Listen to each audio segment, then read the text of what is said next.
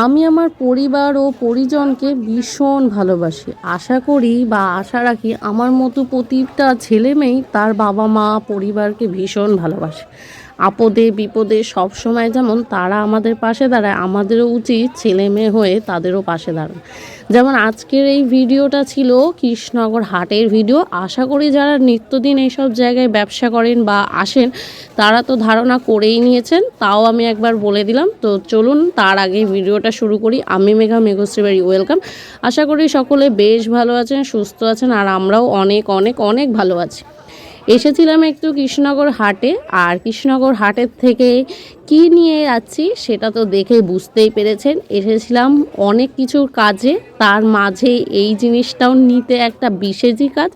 কারণ আমি যেই কাজটা করি সেখান থেকে যেই বেতনটা পাই তার মধ্যে বছরে দুর্গাপুজো যেমন আমাদের বাঙালির শ্রেষ্ঠ উৎসব, তার মাঝে বোনাসও পাই। আর সেই বোনাসের টাকা হোক বা মাইনের যে কোনো টাকায় আমি কি করি বা কোথায় কোথায় দিই, কাকে কাকে দিই, সেটা আমার বাবা সবসময় শোনে। এমনকি আমি কাজটা পাওয়ার পর যা যা টাকা পাই প্রথম থেকে আজও পর্যন্ত সব টাকাই বাবার কাছে দিই। বাবা কোথায় দিতে বলে, কোথায় রাখতে বলে সেটা বাবাই করে, কিন্তু বোনাসে ক্ষেত্রে তা আমি করি না। সেই বোনাসের যেই টাকাটা পাই সেটা নিজের ব্যক্তিগত বা স্বাচ্ছন্দ্য বোধেই টাকাটা খরচা করি। কিন্তু এবার জানি না ভগবান কী জন্য টাকাগুলোই ডাক্তারের চেম্বারের কাছে কেন পাঠিয়ে দিল আমি বুঝতে পারি না। সত্যি ভগবান, তুমি জানো আমি এত কিপটে, তার মধ্যে সব টাকা তুমি শেষ করে দিল।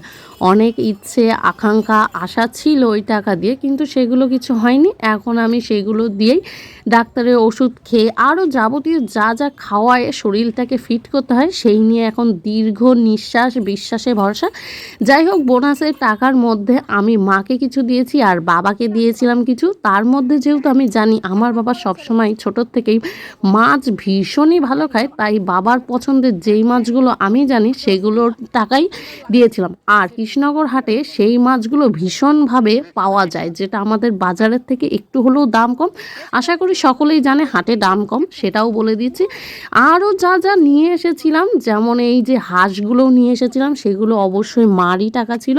আর এই ভিডিওটাও আগের ভিডিওতে তোমরা দেখেইছো, তাই রিঠে মাছ নিয়ে এসেছিলাম। আর এই রিঠে মাছ অনেকেই খেতে পছন্দ করে না বা রাঁধতেই জানে না, যার জন্য বলে ভালো লাগে না। কিন্তু হ্যাঁ, আমরাও ছোটো রিঠেটা খাই না, কিন্তু বড় বড় যেই সাইজের রিঠেগুলো সেগুলো ভীষণ ভালো খাই।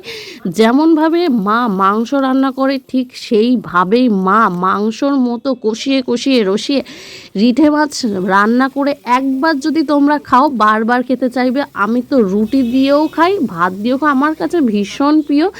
যা যা মাছ এনেছিলাম তার মধ্যে এই মাছের রান্নাটাই তোমাদের করে দেখালাম, কারণ পরের দিনই মা রান্না করেছিল আর সেটা দিয়েই দুপুরে জোরদার খেয়েছিলাম। অনেক দিন পর সিদ্ধ ভাতের পরে এই মাছ দিয়ে আলু দিয়ে খেয়ে আমার আত্মা অনেক শান্তি পেয়েছে। আজকের মতো ভিডিও এখানেই রাখছি। সকলে ভালো থেকো, সুস্থ থেকো, পাশে থেকো।